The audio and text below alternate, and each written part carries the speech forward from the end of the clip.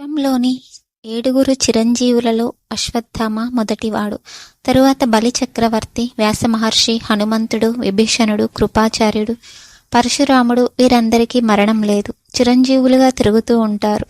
కలియుగంలో కూడా వీళ్ళు తిరుగుతూ ఉంటారని ప్రతీతి. చాలామందికి కనిపించారని అంటూ ఉంటారు. విభీషణుడు రామేశ్వరంలో రాముడు ప్రతిష్ఠించిన శివలింగానికి పూజ చేయడానికి వస్తూ ఉంటాడు అని అంటారు. అలాగే వ్యాస మహర్షి కాళిదాసు మహాకవికి కనిపించారని తన రచనల్లో చెప్పారు. పరశురాముడు కూడా హిమాలయాల్లో తిరుగుతూ ఉంటాడని అంటారు. అయితే ఈ ఉపోద్ఘాతం ఎందుకంటే ఇప్పుడు పైన చెప్పిన 7 మంది చిరంజీవుల్లో అశ్వత్థామ గురించి చర్చ జరుగుతోంది. ఎవరి అశ్వత్థామ అని అందరూ వెతకటం మొదలుపెట్టారు.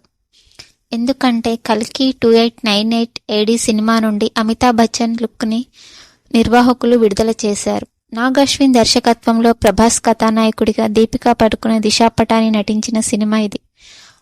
ఇందులో అమితాబ్ బచ్చన్ అశ్వత్థామ పాత్రలో కనపడతారు. అతను తన ఒంటికి గాయాలతో చిరిగిన బట్టలు కట్టుకుని కనపడతారు. ఒక పిల్లవాడు ఎవరు అని అనేక భాషల్లో అడిగితే నేను ద్రోణాచార్య తనయుడిని అశ్వత్థామను అని చెప్తాడు.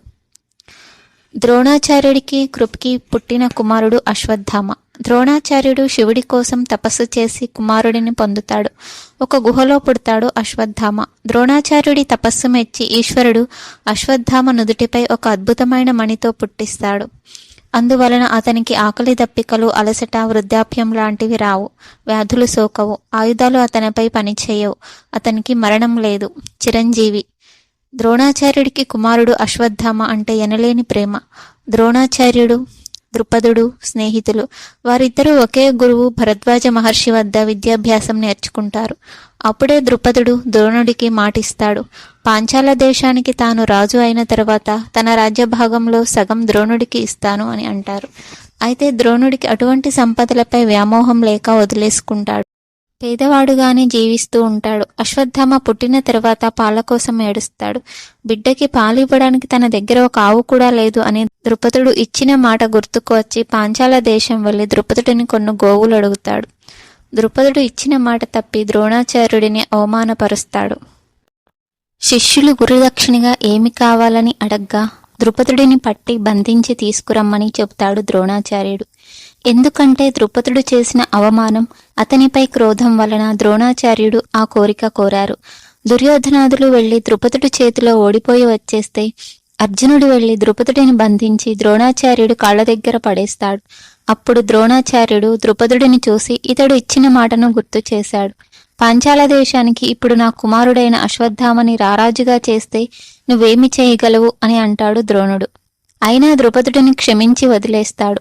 ద్రుపదుడు తన రాజ్యం చేరుకుని ద్రోణాచార్యుడిని చంపే కుమారుడు అర్జునుడిని పెళ్లాడే కుమార్తె కావాలని గొప్ప యజ్ఞం చేస్తాడు.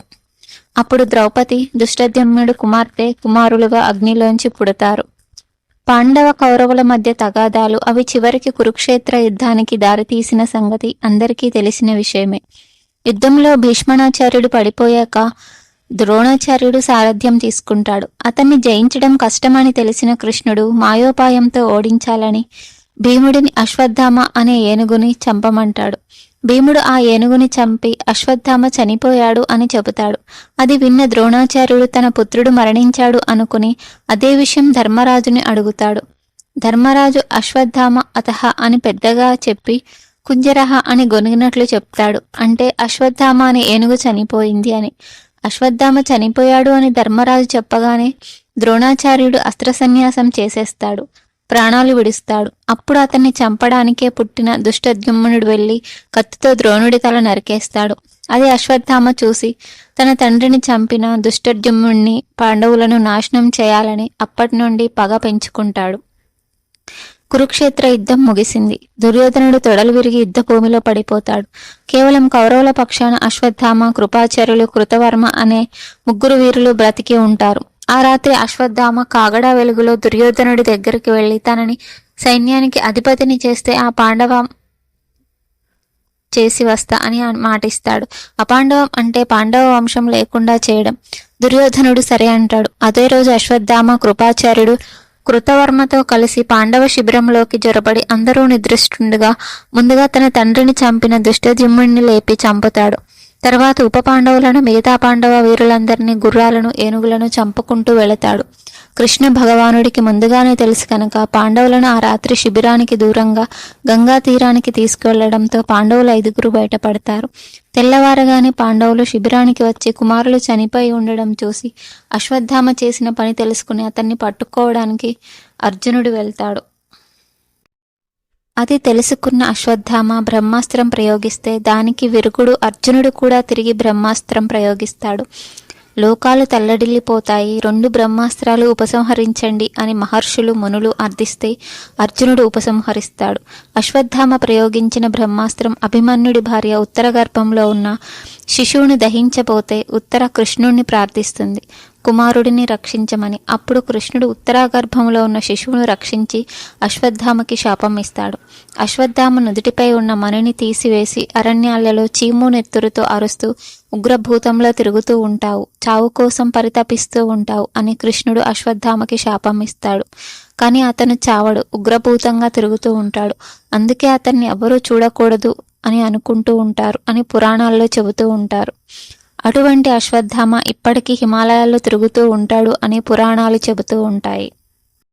ఈ వీడియో మీకు నచ్చినట్లయితే ప్లీజ్ లైక్ చేయండి, షేర్ చేయండి, సబ్స్క్రైబ్ చేయండి. Thank you for watching.